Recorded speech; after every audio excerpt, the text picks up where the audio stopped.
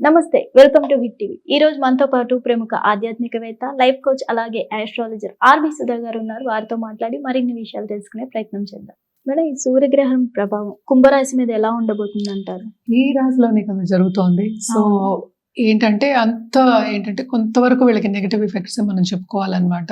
Okay. So ఈ ఈ గ్రహణం ప్రభావం వీళ్ళ మీద చాలా ఎక్కువ ఉంటుంది. దేని మీద అంటే ఒత్తిడి అనేది చాలా ఎక్కువ ఉంటుంది. అంటే ఓకే. దేంట్లో ఒత్తిడి ఉంటుంది, వాళ్ళు చేసే పనిలో ఉంటుంది. హ్మ్. అలాగే ఏంటంటే వాళ్ళు చేసే పని కాకుండానే కెరియర్ పాత్ అనుకుందాం. హ్మ్. లేకపోతే ఏంటంటే వాళ్ళు ఇప్పుడు ప్రమోషన్ రావాలి, లేకపోతే ముందుకెళ్ళాలి అనుకున్న వాళ్ళందరికీ అన్నీ ఆగిపోయే ఛాన్సెస్ మనకి ఎక్కువ కనిపిస్తాయి అన్నమాట. So okay. ప్రభావం చాలా చాలా ఎక్కువ ఉంది వీళ్ళకి. అటు కెరియర్ మీద, అటు ఫైనాన్షియల్ సిచ్యువేషన్ మీద. ఎందుకంటే లోన్స్ తీసుకునే పరిస్థితి అనేది మనకి కనిపిస్తోంది. హ్మ్. అదొకటే కాకుండాను దాంపత్య జీవితంలో కూడా అనుకూల పరిస్థితి అనేది మనకి ఎక్కువ కనిపియట్లేదన్నమాట. ఓకే. ఆల్సో కూటమి కూడా ఇక్కడే జరుగుతుంది. అంటే ఏంటి, 7th లార్డ్, 6th లార్డ్ హ్మ్. ఉన్నారు. అదొకటి మనం చూసాం. అంటే మెర్కురీ కూడా ఉన్నారు. మళ్ళీ అండ్ ఆల్సో వీనస్ కూడా ఉన్నారనమాట. సో తప్పక అక్కడ 3rd, 4th లార్డ్ కలయిక ఉంది. సో హ్మ్. ఇవన్నీ చూసామంటే కొంతవరకు కంఫర్ట్ లెవెల్ అనేది తక్కువ ఉంటుంది. దేంట్లో అంటే అటు శారీరకంగా, అటు హ్మ్. ఫిజికల్‌గా అండ్ మెంటలీ ఆల్సో చాలా మటుకు వీళ్ళకి యాంగ్జైటీ గురి అవుతారు. అంటే ఏంటి, ఓకే. ప్రెషర్ అనేది ఎక్కువ ఉంటుందన్నమాట. సో హ్మ్. సతమతం అయ్యే ఛాన్సెస్ మనకి ఎక్కువ కనిపిస్తున్నాయి. అంటే మనం ఫస్ట్ ఏంటంటే వీళ్ళకి హ్మ్. జాగ్రత్తగా ఉండడం. అంటే ఏంటి, పర్సనల్ డెవలప్‌మెంట్ మీద ధ్యాస పెట్టడం. అంటే ఎప్పుడు మనం చెప్పేదే హ్మ్. ఒక ధ్యానం చేసుకోవడం గానీ, ఒక జపం చేసుకోవడం గానీ, హ్మ్. ఇవన్నీ గ్రహణం టైంలో చేసుకోవడం, అలాగే దీక్ష తీసుకోవడం, హ్మ్. ఈ టైంలో తీసుకోవడం చాలా చాలా మంచిదన్నమాట. సో హ్మ్. వీళ్ళు ఎఫెక్ట్ అయ్యేది ఏంటంటే most important interpersonal relationships effect అయ్యే ఛాన్సెస్ ఎక్కువ కనిపిస్తున్నాయి. So okay. జాగ్రత్తగా ఉండడం, ముక్కు మీద కోపం తెచ్చుకోకుండా ఉండడం అనేది వెరీ వెరీ ఇంపార్టెంట్ అన్నమాట.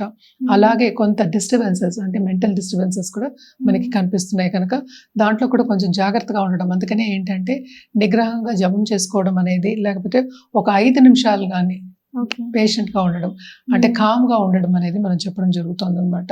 ఇవన్నీ తప్పక వీళ్ళు చేసుకోవాలి. అదొకటి కాకుండా గుడికెళ్ళి దానం ఇవ్వడం, హ్మ్. స్నానం చేసి పట్టు విడిపోయిన తర్వాత స్నానం చేసి ఇవ్వడం, ధ్యానం చేసుకున్న తర్వాత వెళ్ళి ఏంటంటే సో బియ్యం హ్మ్. దానం ఇవ్వడం అనేది వెరీ వెరీ ఇంపార్టెంట్ అన్నమాట. అలాగే రాహుకేతువులు ఇప్పటికైనా మనం చెప్తాం, నవగ్రహాల అవును. చుట్టూ ప్రదక్షిణ చేయమని. అట్లీస్ట్ 108 టైమ్స్ ప్రదక్షిణ చేయడం అనేది వెరీ వెరీ ఇంపార్టెంట్. సో వీళ్ళు ఎలాంటి పరిహారాలు చేస్తే బావుంటుందంటారు మేడం? తప్పక నవగ్రహాల చుట్టూ ప్రదక్షిణ చేయడం అనేది వెరీ ఇంపార్టెంట్. సూర్యుడికి అర్ఘ్యం ఇవ్వండి, ఆదిత్య హృదయం చదువుకోండి. నేను హ్మ్. ఇందాక చెప్పినట్టు దీక్ష ఈ టైంలో తీసుకోవడం, గ్రహణం టైంలో తీసుకోవడం అనేది వెరీ వెరీ ఇంపార్టెంట్ అన్నమాట. సో ఈ గ్రహణం వదిలిన తర్వాత ఒక 15-20 డేస్ తర్వాత కొంతవరకు దాని తర్వాత పట్టు విడుపు అనేది ఉంటుంది. బానే ఉంటుందని చెప్పాలన్నమాట. లక్కీగా ఏంటంటే మనకి ఇండియాలో కనిపియట్లేదు కనుక మనం ఓకే. ఎక్కువ పట్టించుకోవాల్సిన అవసరం లేదు. సో హ్మ్. జనరల్‌గా ఇదేంటంటే ఎప్పటికైనా మనకి ఇక్కడ కనిపించినప్పుడు, మన ప్రదేశంలో కనిపించినప్పుడు ఇవన్నీ చేసుకోవడం అనేది ఇంపార్టెంట్. కానీ ఎవరికి ఎంత వీలైతే అంత చేసుకోవడం మంచిదే అన్నమాట. నవగ్రహాల చుట్టూ తిరిగితే ఇంకా మంచిది. ఎందుకంటే మనకి ఎప్పుడు చెప్తూ ఉంటాము, ఏలినట్స్ అని కూడా ఉంది. అలాగే గ్రహ ప్రభావాలు ఎక్కువ ఉంటాయి కదా, ఇన్‌ఫ్లుయెన్సెస్ ఎక్కువ ఉంటాయి కనుక సో అటు హ్మ్. నెగెటివ్ ఇన్‌ఫ్లుయెన్సెస్ రాకుండా ఉండడానికి ఇవన్నీ చెప్పడం జరుగుతోంది.